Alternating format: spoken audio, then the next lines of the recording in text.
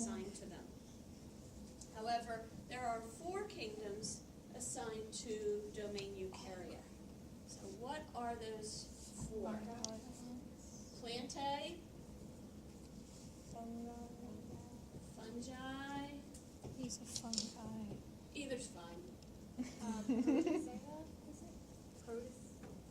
Protista, right?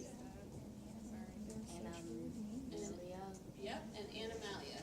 Let me get out of the way so you can, whoops, and it helps if I can spell this morning. Animalia. Okay. So those are the 4 kingdoms found within eukarya. Ignite yourself. Now let's continue downward here. What comes after kingdom? Phylum. Now what? Class. Order. Genus. Family. Species. Genus. And species. All right, so there's ways to remember this. Anyone know a good came one? over for good soup. Say it again. King Put came Well, over. let's add him. I don't know. I never learned one, including that one. Just say dear. Dear King Put came over for good soup. Okay, there's one. Dear King Put came over for good soup. I always heard Dear King Philip came over for good spaghetti. Yeah, that's the one I heard. There's a whole bunch of different ones. You can even make one up. What was it? Dear King what? Which one do you like? Do you like soup or spaghetti? Spaghetti. Dear King Philip Philip. came over for good spaghetti.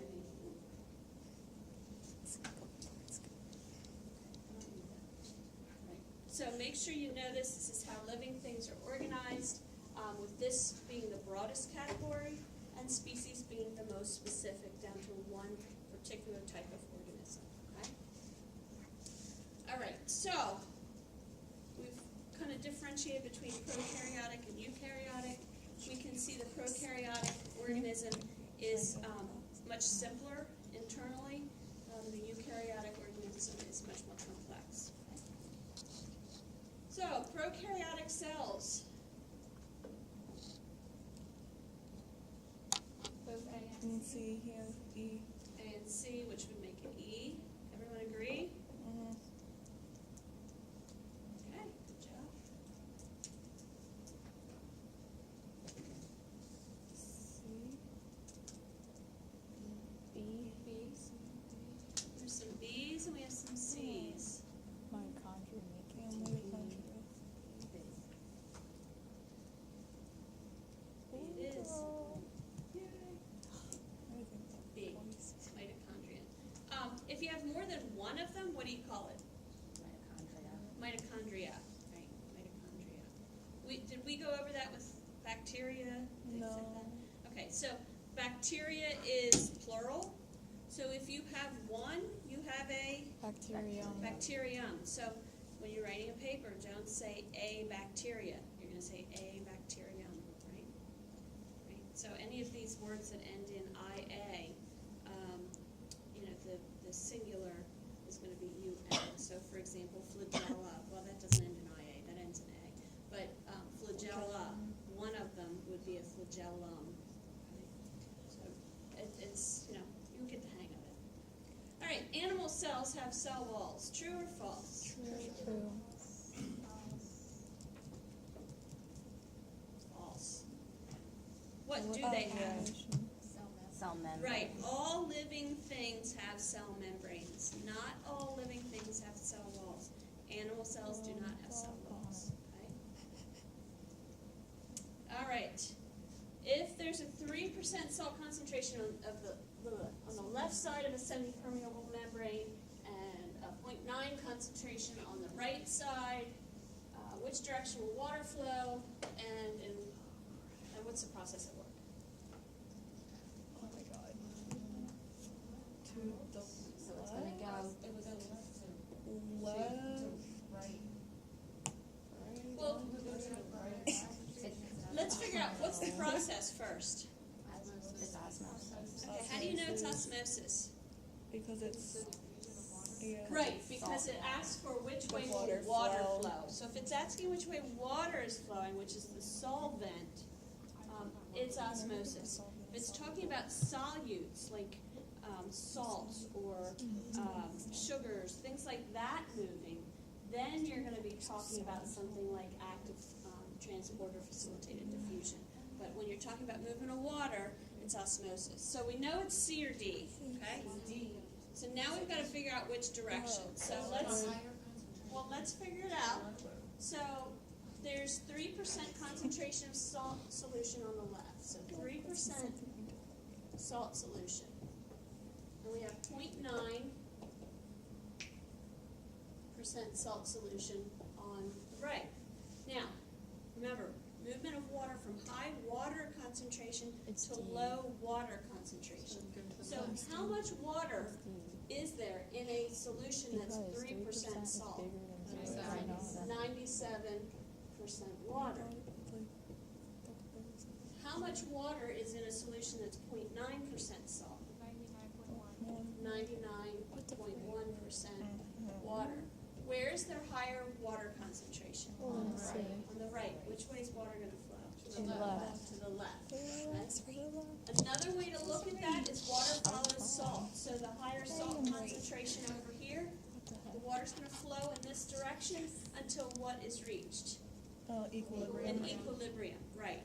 Now, is osmosis something that an organism or a cell has to turn on or turn off?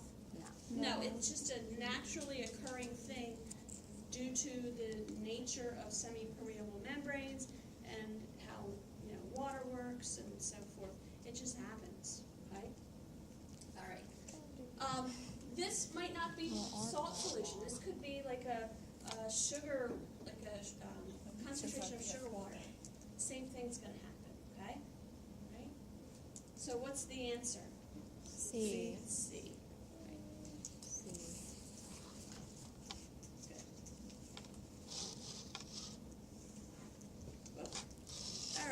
So we're going to move on and talk a little bit about bacterial shapes. And there's 3 main bacterial shapes. Those are coccus-shaped bacillus. Coccus is singular, cocci is plural. Right? Second shape is rods or a bacillus. Bacilli is plural. And then the spirals. Okay? So when I left the hospital and told them I was coming here to teach, I said I'd be teaching a lot of pre-nursing students, and they said, oh my gosh, if you only teach them one thing the whole semester, teach them how to pronounce the plural of coccus. So coccus, C-O-C-C-U-S, the plural is right over there. Cocci. You're going to pronounce the hard C and the soft C. Cockeye means like your head's crooked or your head's all crooked. Cocci. That's what the word is. And it's like nails on a chalkboard to a microbiologist when you hear cockeye. Like, oh no, it's cocci. So that's what they told me to teach, and I teach it every semester. So when you get out into the into the hospitals working, if you go to Christiana and you work there and you say cocci, I know my former coworkers will appreciate it. So cocci are the spherical shaped bacteria, and we're going to talk about the different arrangements in just a couple of minutes. The bacilli are rod shaped, or sometimes I'll say in lab they're the hot dogs, and these are the hamburgers. Actually, technically they're the meatballs because they're spherical, not flat, so they're really more of a meatball to the hot dog.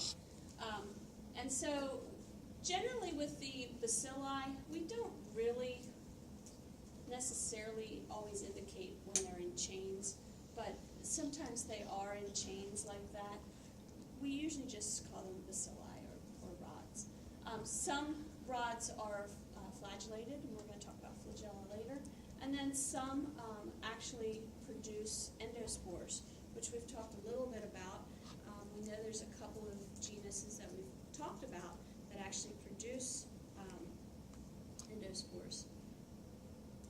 Here's one, Clostridium, and this example is Clostridium botulinum, which causes botulism.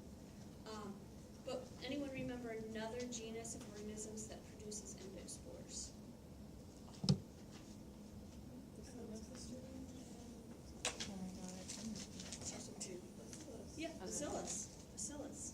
What shape do you think bacillus? Yeah, they're rod shaped. Isn't that convenient when they do that, right? And then our third group are the spirals, and there's three kinds of spiral organisms. There's the vibrios.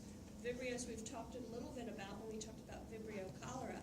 They're comma-shaped, so they're just kind of curved. Sometimes we call them curved rods, but if you want to be technical, they're just a spiral organism. Right? But sometimes we just say, oh, the curved rods. The second group are the spirilla. They have kind of a loose wave to them, I guess you could say. They're kind of wavy shaped, as you can see here. Good example would be Helicobacter pylori. This is a bacterium that causes stomach ulcers. And then the last group of spirals are the spirochetes. And the spirochetes have a nice, tight corkscrew shape. Okay? And good examples, one would be Treponema pallidum, which we've talked about before, causes syphilis. Another example would be one called Borrelia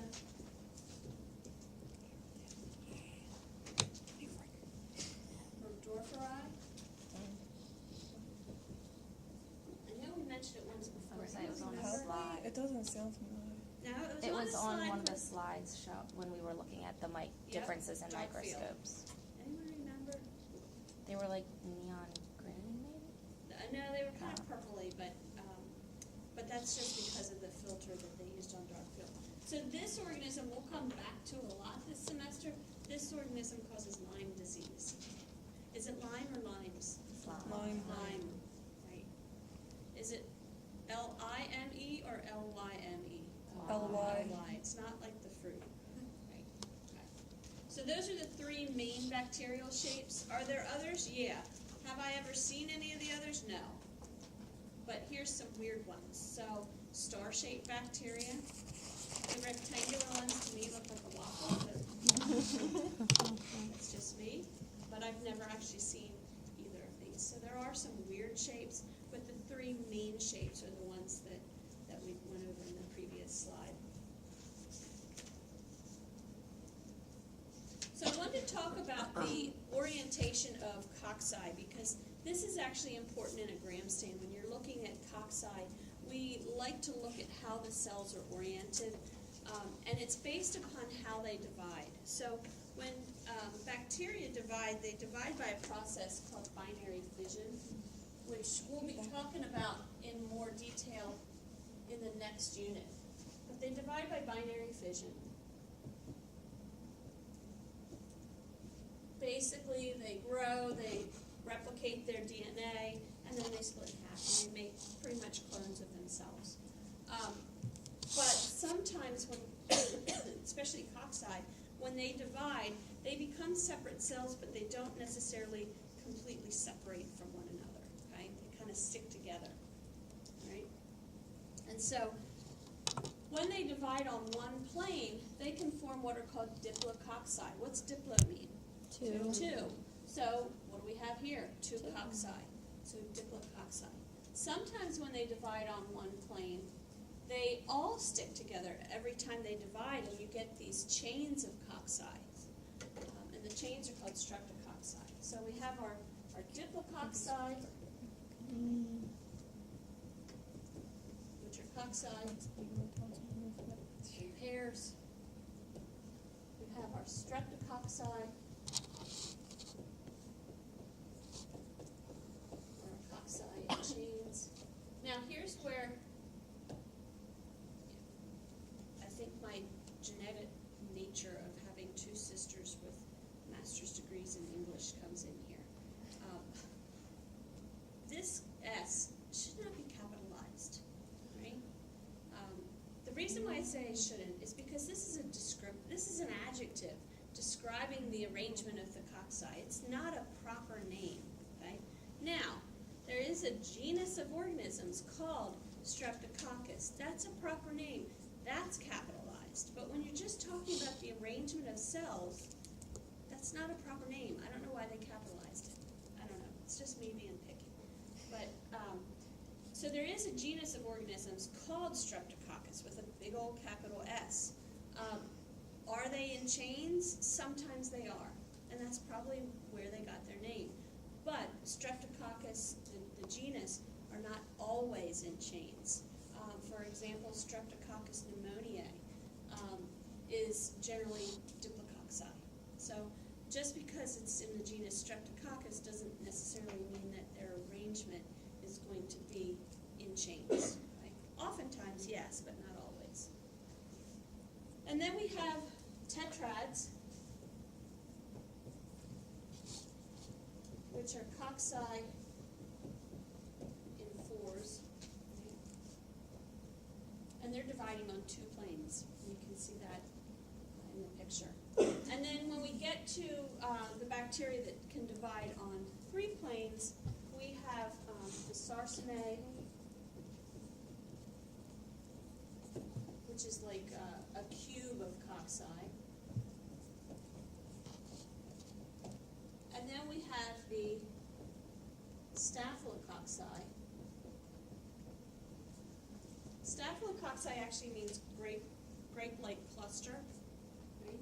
So we have cocci in clusters. Now, just like Streptococci, I don't think that Staphylococci should be capitalized because it's a descriptive term describing the arrangement of the cells. There is a genus called Staphylococcus. That's got a big capital S. Are the organisms in the genus Staphylococci, are they in clusters? Some are, some aren't. So again, you can't just say for sure. Now, if I were looking at a gram stain and I saw all the cocci in clusters, to me that suggests it's most likely Staphylococcus and not Streptococcus, but not necessarily. Okay? If I saw them in chains, I would most likely think I have an organism in the genus Streptococcus and not in Staphylococcus. If they were in pairs, it could kind of go either way. Okay? All right. Does that make sense? That's good. Can it also depend on how you strip, like, you put the bacteria down? No. Because when we did the stream. Well, remember, this is microscopic. This is looking in the microscope. Oh, So that's one thing to make sure that you're familiar with. When we're looking at cells, we're looking in the microscope.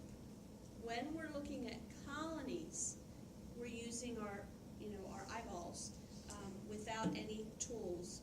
And when we're looking at colonies, we're looking at millions of cells all clumped together. So we can't see individual organisms. We're seeing millions of organisms forming that one unit. Okay? So this is microscopic. Right? So we're going to start going over all the parts of bacteria. So this is just a typical bacterium. Not all bacteria have flagella. Some do, some don't. Just like eukaryotes. When we get to eukaryotes, some have flagella, some don't. Right? There's different layers. And as you'll see here, this outer layer is called a capsule. Not all bacteria have a capsule. We'll talk about it. Almost all have a cell wall. I can think of one that doesn't. You guys remember it?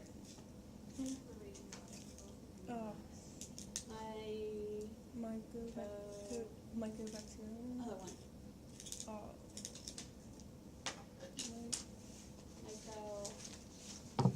Mycobacteria has the waxy cell wall.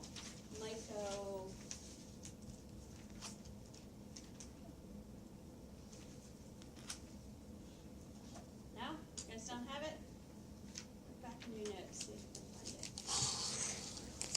No cell wall. Look under the gram stain. Mycoplasma.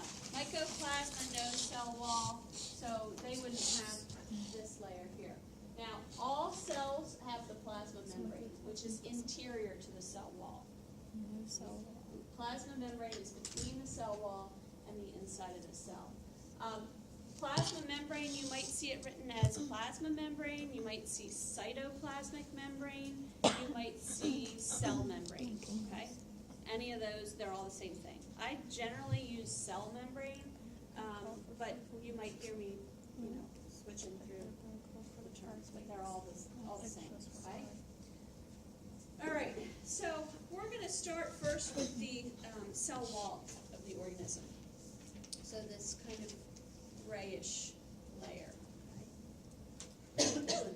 So the function of the cell wall is to maintain the cell's shape. It's a semi-rigid structure, so it helps maintain the cell's shape. It also helps prevent the cell from bursting when too much water flows in.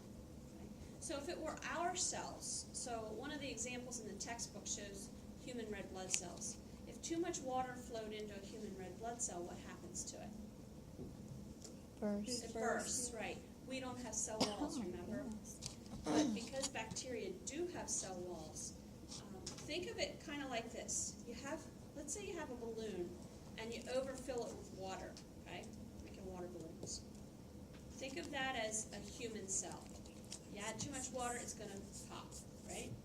But let's say you take that balloon and you put it in a sealed Tupperware container, and somehow you were still able, see, this is where it kind of falls apart, and somehow you were still able to fill it with water, okay? That sealed Tupperware container is going to not maybe completely prevent the balloon from bursting, but it's not as easy to burst because it's got that structure that's going to prevent it from bursting. At some point it's going to become too much, but not as easily as an organism that doesn't have a cell wall. Okay? So what's the cell wall composed of? So we're going to look at the cell walls of gram-positive organisms, gram-negative organisms, and acid-fast bacteria. So first, what I want you to take note of is, here's the three different kinds, and if you look at this cell wall,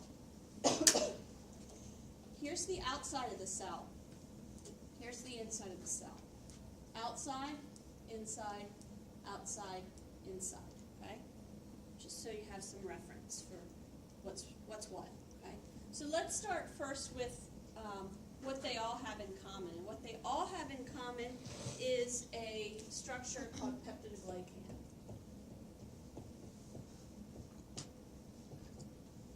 So I'm really big on breaking words down. So if this is something you're not good at, maybe go online and look for some words. I might even have something on Blackboard with some roots and suffixes and prefixes. Not sure if I put them up or not, but I'll double check. It's good to know some of these. So if we break this word down, what's peptido refer to? Peptide. Okay, which tells you protein, right? Protein. Glycan, what's that refer to? Sugar. Sugar. So what do you think peptidoglycan is made of? Sugar and protein. There you go. See, so if you know how to break down a word, boy, does it help you. It really helps a lot.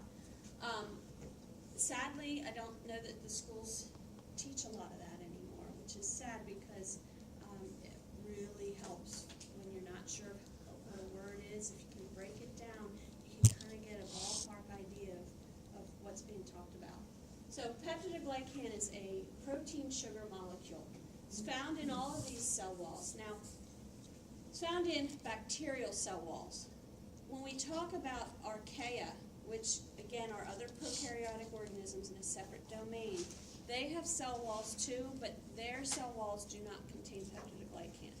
When we talk about eukaryotes, some eukaryotes have cell walls. Not all of them, we know animals don't, but some do. But those that do don't have peptidoglycan. They have other structural molecules that give it support, but it's not this molecule. So this is unique to bacteria. So in the gram-positive organism, this brown speckly area represents the peptidoglycan. Okay? In the gram-negatives, this area represents the peptidoglycan. So what's the difference there? The umbrella. Gram-positive has way more. In fact, we're going to talk about the structure of the peptidoglycan. It actually lays down around the cell in layers. And the gram-positives have at least 40 layers of peptidoglycan. don't know how many layers the gram-negative has, but significantly less, right? Now, with the acid-fast bacteria, I don't have the same image, but this right here represents the peptidoglycan. So it's there, but it's thin, okay? Thin layer. So what's the peptidoglycan look like? Well, this is what the molecule looks like. These long log-like structures are the carbohydrate. They're the sugar part of the peptidoglycan. These little green and blue dots represent, excuse me, the protein portion of the molecule. So it actually creates almost like a net or a mesh that wraps around the cell in layer upon layers. And when we talked about the gram stain and we said you add the crystal violet actually gets trapped in those layers of peptidoglycan, and then when you add the grams iodine, it secures it even more in that peptidoglycan layer, the cell wall. So again, what you'll see is the gram-positive organisms have a very thick peptidoglycan layer, whereas the gram-negatives have a much thinner portion of the cell wall as the peptidoglycan. All right, so back to the cell walls. The gram-positive organisms have something that the gram-negatives don't have, and that's teichoic acid. So if you look up here, The gram-positive ones. oh, and I spelled it wrong. There's an I in here. There we go. Teichoic acid is right here in the gram-positive cell wall. And this molecule that extends out from the peptidoglycan, scientists are studying it to see exactly what it does, but one of the things that it's involved in is it's a place where bacterial viruses attach. So when we get into viruses, we're going to find out that there's viruses that attack animals, so those would be some of the viruses that make you sick. There's viruses that attack plants, so plants can get sick from viruses, but there's also viruses that attack bacteria. We know viruses are way tinier than bacteria. So some viruses attack bacteria. So the viruses that attack bacteria are called bacteriophages. And you'll be working with bacteriophages this semester in lab. So teichoic acid are binding sites where the bacteriophage attach to the bacteria.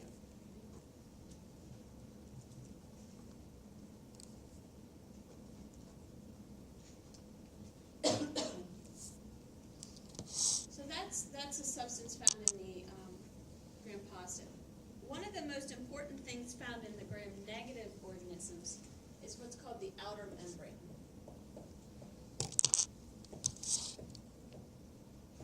So before I talk about the outer membrane, let me just show you something that all three of them have in common. Remember we said all living organisms have a cell membrane, right? Mm-hmm. So here's the cell membrane in the gram-positive organisms. Here's the cell membrane in the gram-negative organisms. Here's the cell membrane in the acid-fast. By the way, what do I mean by acid-fast? Oh, They don't stay gram-positive or gram-negative. Okay, what genus of organisms are considered acid-fast? Mycobacteria. Mycobacteria. So give me an example. Mycobacterium tuberculosis, right? Mycobacterium leprae, those are examples. So they don't stain well with gram stain because what do they have in their cell wall? They have a waxy layer, right? Mycolic acid, which is right here, okay? So all of these do have a cell membrane, which is interior to the cell walls, between the cell wall and the inside of the cell, okay? But what gram-negative organisms have is, in addition to the cell membrane, they also have an outer membrane. And that outer membrane is from, here's the peptidoglycan, it's from the exterior of the peptidoglycan the whole way out to, the far edge, right? That's the outer membrane. It's constructed very similarly to the cell membrane, and we'll talk about the cell membrane shortly. Right? But the important thing about the outer membrane is part of the outer membrane is called the lipopolysaccharide.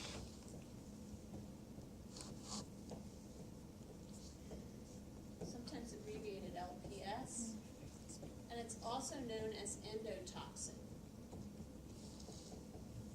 Right? So if you look in this picture, the lipopolysaccharide is from this yellow square outward. Okay? That's the lipopolysaccharide. From here outward is the outer membrane. So it makes up part of the outer membrane. Okay? So lipopolysaccharide, let's break it down. Lipo, fat, polysaccharide, sugar, many sugar. So when you look at this yellow is the lipid part. It's called lipid A. And these ovals that are in chains, that's the polysaccharide. Poly meaning many, right? So it's chains of simple sugars. So the lipid portion and the sugar portion, lipopolysaccharide. Also known as endotoxin. So some gram-negative organisms, when they die, they actually will release this lipopolysaccharide, and it can cause people to be very, very ill. It can cause people to go into what's called endotoxic shock. Their blood pressure goes down. They go into shock, basically, and it's a life-threatening condition.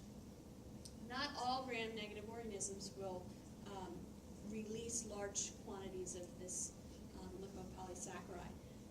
Some do. Those that do, you don't want to actually use antibiotics to treat the person, because what do the antibiotics do? They kill the bacteria. When the bacteria die, boom, they release these large volumes of endotoxin. So a good example of one would be E. coli 0157H7. Do we have to remember that number? Yes. It's a strain of E. coli that's particularly virulent. What's virulent mean? Strong, causes really bad disease, right? So it's not the E. coli that's normally in your intestine. It's not the E. coli that normally causes a urinary tract infection. That's usually the one that's found in your intestine.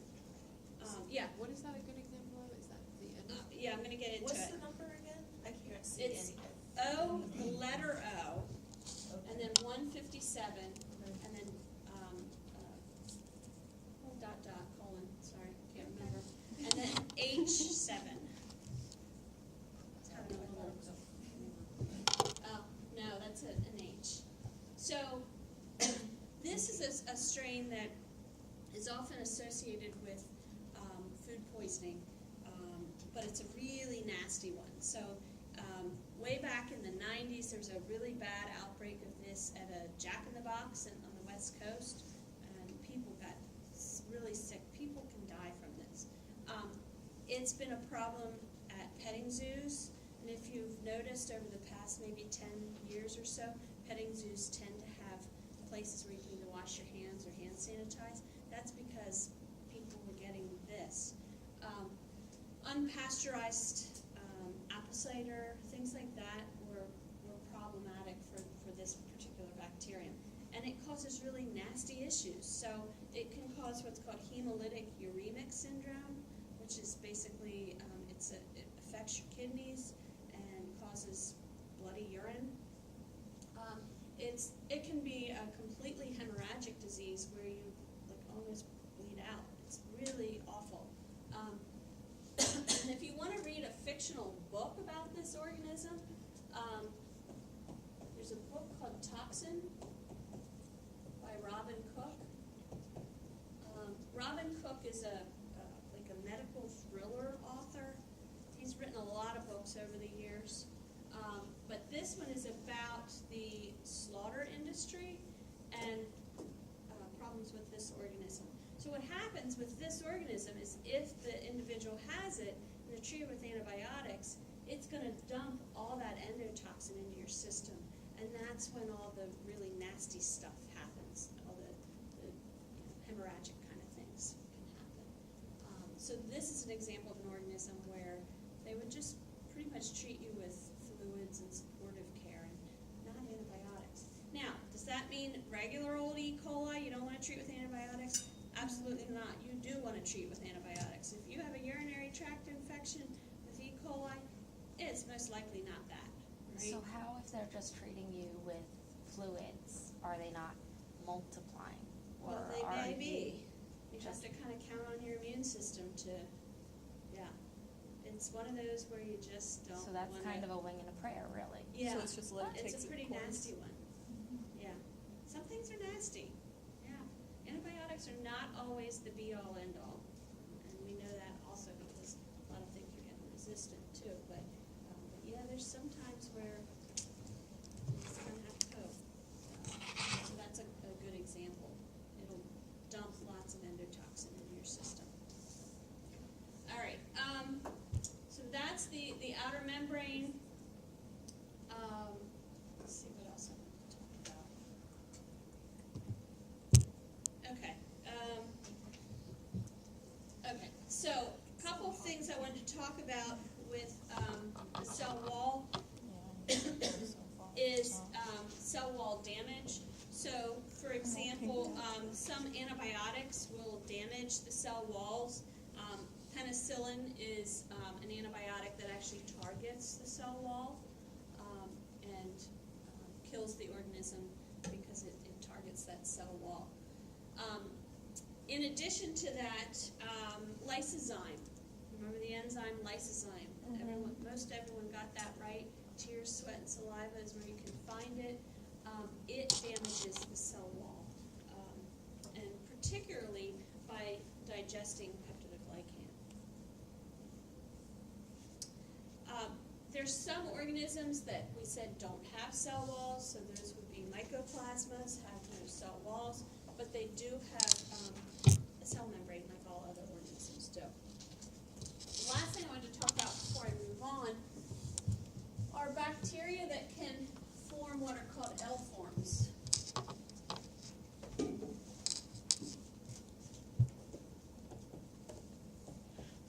So some bacteria have the ability to stop making their cell walls, right, and survive for a period of time without a cell wall, right? So generally, if you have a cell wall, you can't survive without one, okay? But L forms can. So think about why maybe they would do this. So let's say you were a bacterium, and I'm gonna ask that of you a lot this semester. Pretend you're a bacterium. You have to think like a single-celled organism, even though they don't really think. Okay? So you're a bacterium, and you're in an individual. You're kind of having a good time. You're reproducing. You're making more of yourself, right? All of a sudden, an antibiotic comes along, and it's one that damages your cell wall, right? But you have the ability to stop making cell wall. What do you think you're going to do as a bacterium? Repair it. No? I'm gonna stop. Stop making the cell wall. Why? So the antibiotic doesn't- isn't killing me. Right, the antibiotic wanna then live. has no target. If you don't have a cell wall and the antibiotic works by damaging or destroying your cell wall, antibiotic isn't going to be effective, right? So at some point that antibiotic is going to be stopped. Now what are you going to do? Repair it, Go yeah. back Well, to not Okay. repair it, but you're Yeah, going just to go go back back to- and start making cell walls, right? Because it's better to have one than not have one. But it's kind of an avoidance mechanism that allows the organism to survive when they're under attack. Okay? So not all organisms can do that, but some bacteria can do that. They can turn off production of cell walls when necessary, and then turn it back on when the coast is clear. Right? All right.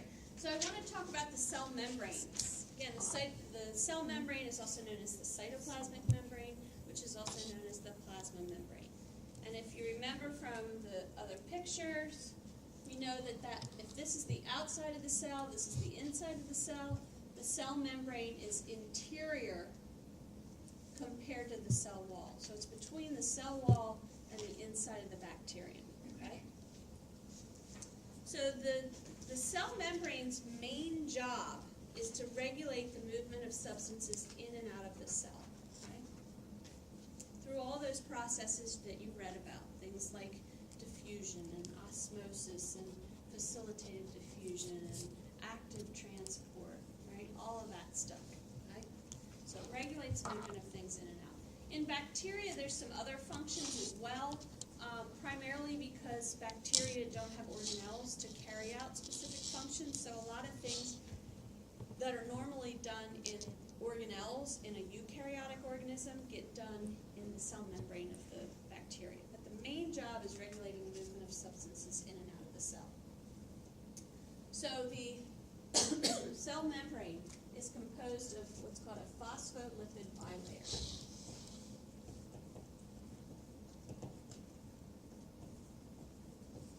And if you look in this picture, this kind of blows up the image a little bit. So basically a phospholipid bilayer, these are phospholipids right here, okay? All right, so let's break it down. Phosphate, phosphorus, right? Something composed of phosphorus. In this case, phosphate, okay? Lipid, fat. So this molecule, this is referred to as the phosphate head. And these two things here are called the fatty acid tails. Okay? Now what's important to know is that the phosphate head is hydrophilic. What does hydrophilic mean? I mean, it Loves likes water. the water. They like water, loves water, right. The fatty acid tails are Hydrophobic because they hate hydrophobic. water. phobic, they're afraid of it, so they don't like water, right? Which makes sense if you think of things that are fatty or oily. Think about oil and water. Do they mix? No, because oil doesn't like water, right? It's hydrophobic. So if you pour olive oil into a glass of water, put a lid on it, you shake it up, are they going to mix? No, they're not. They're going to stay separated. So fatty acid tails are hydrophobic. Now, second word, bilayer. Bi means two. So we have 2 layers, right? So here we have our second layer. Now think about it. Here we have our cell membrane, okay? Let's say this is the inside of the cell. This is where the cytoplasm is. Out here somewhere is the outside of the cell. What's generally outside of the cell? Water. Some sort of water, right? Think about our cells even, right? Our cells are, definitely bathed in water, right? What do you think's inside of the cell? The outside has a lot of water. What do you think's inside? Water. Yeah, water. The cytoplasm is 4/5 water, and then 1/5 is all substances. So water on the outside, water on the inside. So those phosphate heads like water. So they're going to be oriented towards the water. Water's out here, water's in here. So they're going to orient themselves that way.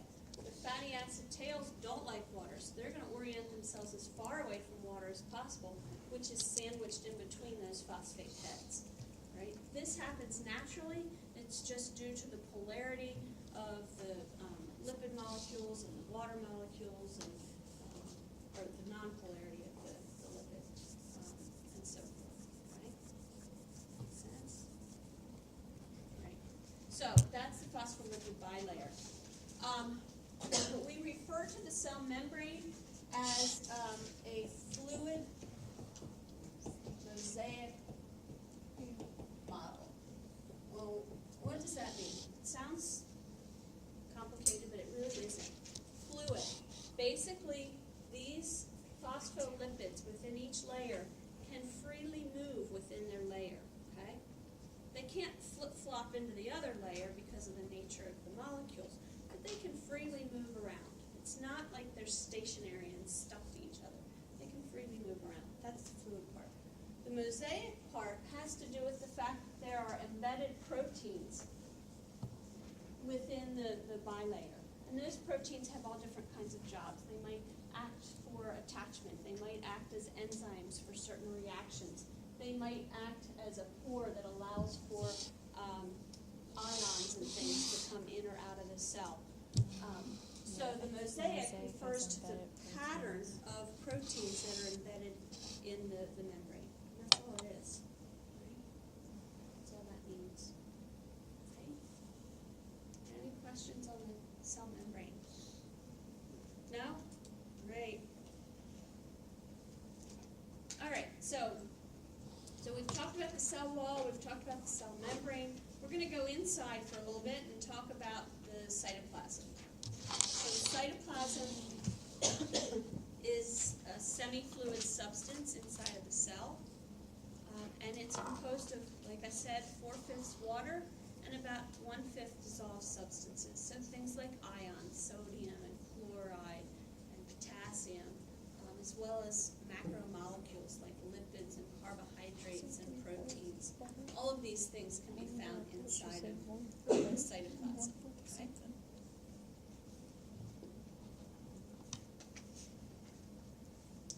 So within the cytoplasm, we have these little dots. See all these little dots? So those little dots are ribosomes. I'll just have to listen to it and figure out like cell use and So ribosomes are the site of something. protein Protein synthesis. synthesis, right. So this is where Remember that? protein Yeah, okay. synthesis occurs.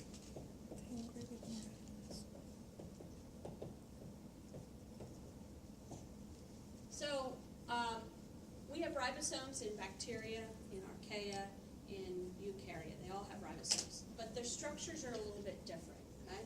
So when we talk about, let's see how I want to write this. So when we talk about bacteria versus eukaryotes.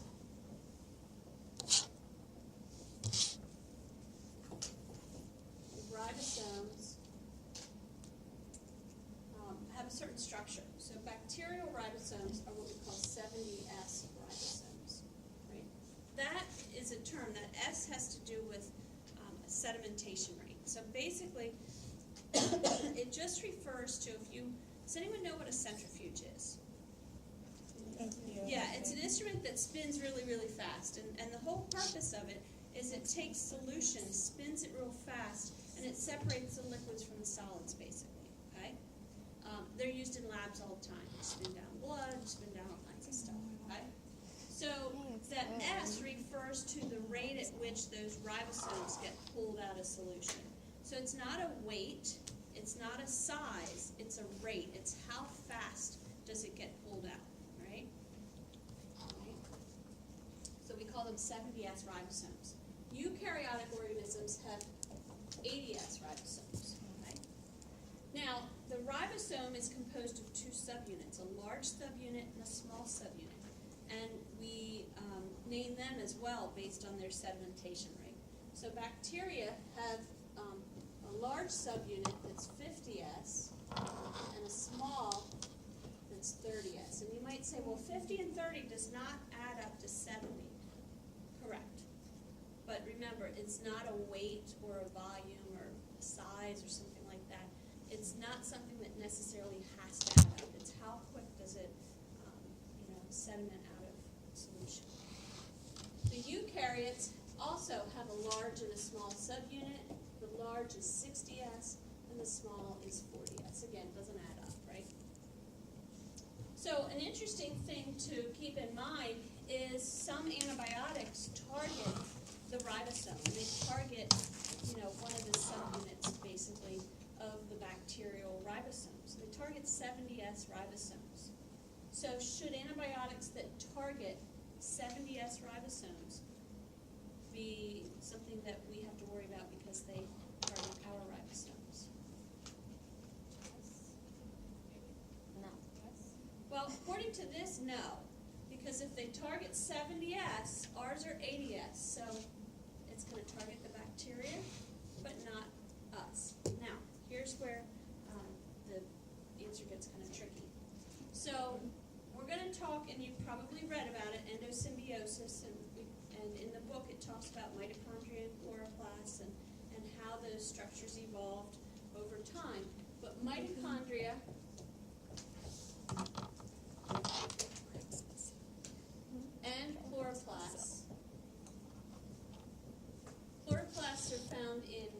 plants and algae.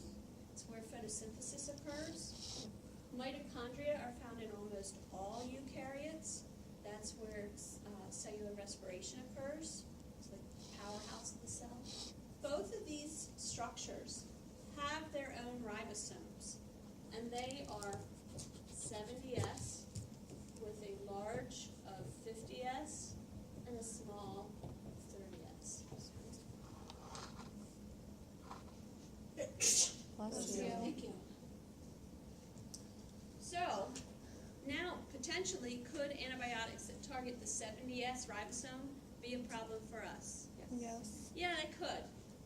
Fortunately, maybe some do, but I know that a lot of the antibiotics that do target the 70S can't actually make their way into the mitochondria to do the damage. So that's a good thing. Whether some of them do, I'm not 100% sure. Right? So while I have this picture up, I just want to continue on with this train of thought and talk about endosymbiosis, which you read about being an explanation for the evolution of eukaryotic cells from prokaryotic cells. And so basically the thought is that larger prokaryotic cells would engulf smaller ones, and usually what would happen is they would break it down and digest it and spit out the remains. But what was happening was that sometimes those organisms that were being engulfed by the larger ones actually benefited the larger cell, and so they weren't being digested. So, for example, aerobic bacteria that were being ingested were actually benefiting the larger one because aerobic bacteria were producing a lot of energy, a lot of ATP. And the larger cell could use some of that if the cell wasn't, the little cell wasn't being destroyed. Ultimately, over a long, long period of time, it became a permanent association, became the mitochondria. Same kind of thing happened with chloroplasts. So some larger prokaryotic organisms were engulfing these single-celled photosynthetic bacteria. Organisms that photosynthesize make their own food. They make their own glucose, right? So an organism that could engulf the small photosynthetic bacteria might want to not destroy it because it can make food for it. And if it can make food, then the organism doesn't have to acquire nutrients to carry out cellular respiration. It has them already being made inside. So then that too also became a permanent association. So there's a lot of evidence for it. This is just part of the evidence. Some of the other evidence, since we're kind of on the topic, I'll just continue on with it. The DNA in bacteria, the DNA is organized into one circular chromosome. In eukaryotes, they have multiple linear chromosomes. Mitochondria and chloroplasts have some of their own DNA. Their DNA, one circular chromosome. Okay. The way in which these cells multiply or reproduce, bacteria reproduce by a process called binary fission. Eukaryotes use what's called mitosis. Mitochondria and chloroplasts, even though they're found inside of eukaryotes, the mitochondria and chloroplasts actually can divide inside of the cell, independently of the cell. Doesn't mean they can divide outside of the cell. They can't survive. They're not, cells. But inside of the eukaryote, they will divide so that one mitochondria becomes two. Okay? They divide by binary fission. They're also, the mitochondria are very similar in size to a lot of aerobic bacteria. The chloroplasts are very similar in size and structure to a lot of photosynthetic bacteria. So there's a lot of evidence. This is just the tip of the iceberg for endosymbiosis. symbiosis for the way in which the eukaryotic organism evolved from the prokaryotic, but this is just some evidence for that. All right, so continuing onward, first of all, do you have any questions? No? Yes? Okay. So, yeah. Can you explain the difference between mitosis and meiosis? Yes. So mitosis is a process that eukaryotic organisms undergo for growth and repair. So it's just taking a cell and dividing it so you have two cells. Okay. Meiosis is only occurs in sexually reproducing organisms, right? Whereas not all eukaryotes reproduce sexually. Okay. So meiosis only occurs in sexually reproducing organisms, and it's the process that makes gametes. So it makes sperm and eggs, right? So basically, it divides the genetic material so that a sperm and an egg only has one copy of every chromosome, right? Whereas normal body cells have two copies because you get one from your mom and one from your dad. So as your body is making sperm or eggs, they have to have only one copy, because what's going to happen is when the sperm and the egg combine at fertilization, you want to have two copies. But if you've already had two copies in the egg or sperm, then you're going to have 4 copies of chromosomes, which is not a good thing. Okay? So meiosis is simply the process of making eggs or sperm, which cuts the chromosome number in half. That doesn't happen in mitosis. In mitosis, the chromosome number stays the same. It's just a way of dividing the cell Is for it like growth and haploid repair. and diploid? Haploid and diploid, yeah. So diploid, 2 copies of each chromosome. That's the majority of our cells in our body. So mitosis is diploid. Yes. Diploid. And meiosis is making those cells that are used for reproduction, sexual reproduction. Make sense? All right. So let's look at the purple squiggles in here. So that purple squiggle is the chromosome. So that's DNA, and DNA is DNA is DNA, right? Whether it's prokaryotic or eukaryotic. We're going to talk about DNA in the second unit. But what happens is that DNA condenses. It gets tightly packed and condensed, and then it becomes what we call a chromosome. Okay? So the bacterial chromosome, again, like I said, one circular chromosome. And you might look at that and say, that does not look like a circle to me. Well, remember, you have to put a lot of genetic material inside of a cell, so it gets squished. It looks like a string of spaghetti, but if you were to stretch it out, there would be no end. Okay? There's no nucleus. They just have a nuclear area called the nucleoid. Okay? Now, another thing that bacteria may have is called a plasmid. And if you look here at the plasmid, this is also purple and also circular. So it's also made of DNA, right? Plasmid is what we call extrachromosomal material. Not extra as in addition to, but extra as in outside of the chromosome. So it's not part of the chromosome, but it's more DNA, more genetic material. And generally the plasmid is going to have a couple of genes on it, and they're genes that might help the organism, but not essential to its survival. So for example, you might find genes for antibiotic resistance on a plasmid. You might find genes for producing certain toxins. You might find genes for making a capsule. There are things that might help the organism, but they're not the essential things, like enzymes or genes for enzymes to break down sugars, or genes for producing certain proteins that are essential. So it's extra stuff. Okay? Not all bacteria have plasmids, but some do. Okay? Some bacteria also have inclusions. These inclusions can vary with. They might be storage compartments to store, lipids or carbohydrates, things like that. They can be vesicles. Think of it kind of like a bubble in there that contains certain substances. Some of them actually even include gases and can actually increase the amount of gas in the vesicle or decrease it. You see this a lot of times in bacteria that live in the water. Do I have any scuba divers in this room? Oh, good. I used to be one. My daughter's one. She's working on her dive master right now. So, Sounds cool. So anyway, well, when I dove, we called it BC. Now my daughter says they call them BCDs. So the buoyancy compensator, right? So what do you do with that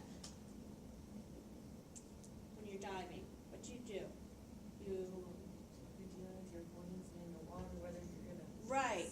So rise sometimes or you add sink. more air You to add it. more air to rise. Right, and Less sometimes to you it to- release air so that you can go down. Same thing with bacteria that have these vesicles with gas in there. If they put more gas in there, they're going to rise in the water column. Perhaps they're photosynthetic bacteria, and the sun's out, so they want to rise to go near the surface so they can carry out photosynthesis. At the end of the day, they might release some of that gas so they can sink in the water column and, do whatever they do. Right? Make sense? It's always good when I have one scuba diver in the class. So, my other class has one also. Where do you go? Most of all my diving's been in Southeast Asia. Really? In Australia. Wow. I didn't get much past the Bahamas. But it was beautiful. So, wow. And my daughter's still stuck in quarries. She's hoping to get out into the ocean more this year. So, last summer, Dark water diving. I don't like dark water diving. that It's sounds so terrible. disoriented. Yeah, and I don't even want to know what my daughter has to do for the dive master. I just don't know. So it's. But if you ever have a chance to go scuba, this is totally off subject of micro. If you ever have the chance to do it, you should do it. I mean, it's a totally different world. I mean, you're part of a completely different world. My brother went to Salisbury, and Yeah. it was an elective. Yeah, my daughter could He have took it taken on an elective. My daughter could have taken it at college, but instead she got an unpaid internship at a dive shop, and she has to work there one day a week, and she just sits there and does homework because nobody comes in that often, and they have paid for her open water 1, her open water 2, her rescue dive, now she's working on the dive master, and then there's one beyond that she's also instructor. She's starting to work on that kind of simultaneously. So she's getting all this stuff for free. Well, she sits in there, does her homework, and then she gets her equipment cheap. So yeah, it's a good deal and it's fun. But I don't do it anymore. All right, so that's the inclusion. And then the next thing I wanted to talk about, we've kind of discussed a little bit before, is endospores. Sometimes we call them endospores, sometimes we just call them bacterial spores. Don't get them mixed up with mold spores. First of all, molds are kingdom fungi, which means they're eukaryotic organisms. Mold spores are reproductive structures, which we'll talk about later in the semester. But bacterial endospores are there for survival.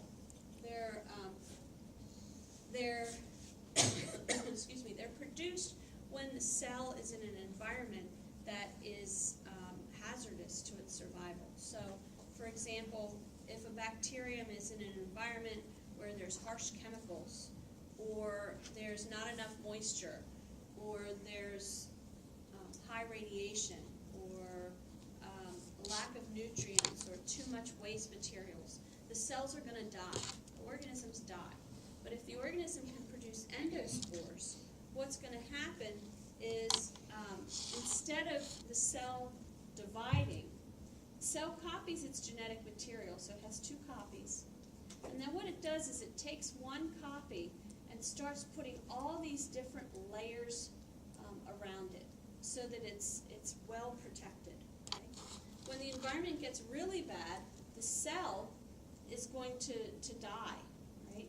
So you can see here the cell breaks open and dies. The DNA from the cell kind of disintegrates, and all you're left with is this bacterial endospore. And that's going to remain in the environment until the conditions become better, right? Until the conditions are appropriate for it to undergo what we call germination and go back into being a vegetative cell, right? So it's very resistant to radiation. Radiation that would kill us does nothing to bacterial endospores. You can put bacterial endospores in alcohol for 20 years. Take them out, put them in proper environment, and they're going to germinate and grow bacteria. They're highly resistant to any kind of environmental issues. The oldest known endospore that's ever been germinated comes from a salt crystal that was found in New Mexico, and it was a bacillus endospore inside of this salt crystal, and they were able to date that salt crystal to 250 million years. And when they removed that endospore from the salt crystal and placed it in the proper media, it germinated and grew the bacillus after 250 million years. So really hardy structures. Think of them as a survival mechanism. Okay? All right. So we're going to spend just a couple of minutes. We're going to get a little ahead of the other class, which is fine because I was able to pass their quizzes back, so we went over them. You guys are going to pass the quizzes back next time. We'll go over them. So we'll just keep moving for a couple minutes. And I want to start talking about external structures of bacteria. And so we're going to talk first about the flagella.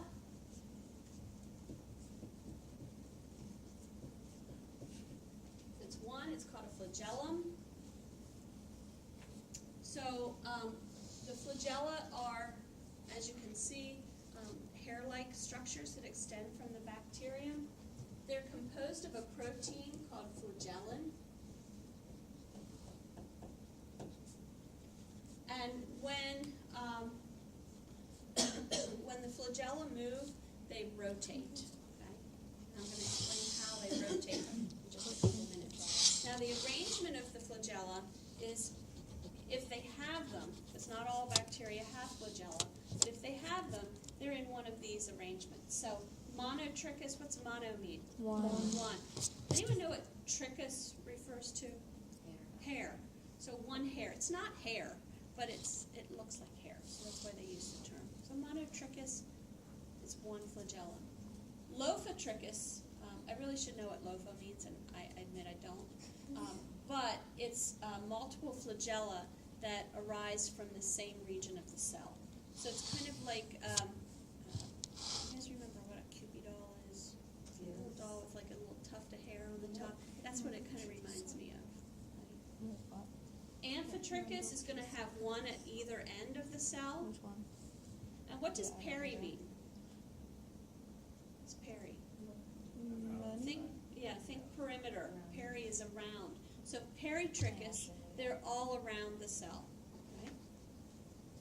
And they act to allow the organism to move, right?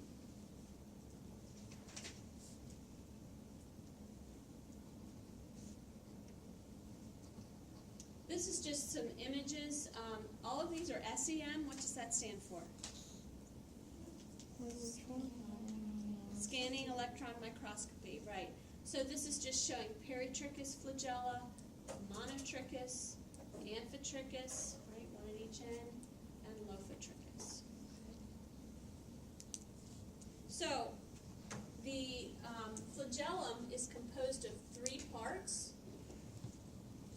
and those 3 parts are the filament. Filament, you can see the filament is this portion, that's the long stringy portion, okay? And the hook, and the basal body.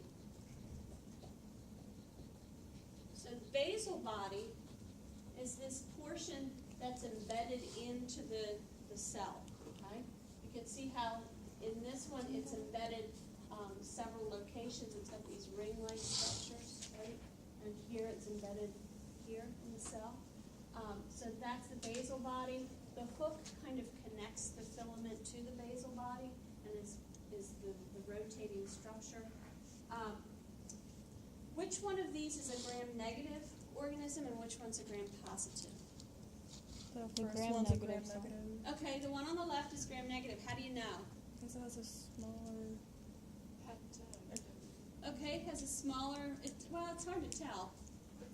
Because it's further in. Meaning it also has what? It has an, Cell wall. they all have the cell wall, A plasma outer membrane, right. So not only do you have the cell membrane, but you also have the outer membrane. That tells you it's a gram-negative organism. So the gram-negative organisms that have flagella, they really have a lot of anchorage, right? Two sets of these rings that anchor it in. The gram-positives only have one set of rings that anchor it in. Okay? All right, I think that's where we're going to stop. We'll talk about how the flagella actually do what they do next class period, and you'll also get your quizzes back next time. Make sure you go on Blackboard and look over your quiz, your reading quiz, and that'll be helpful for studying as well.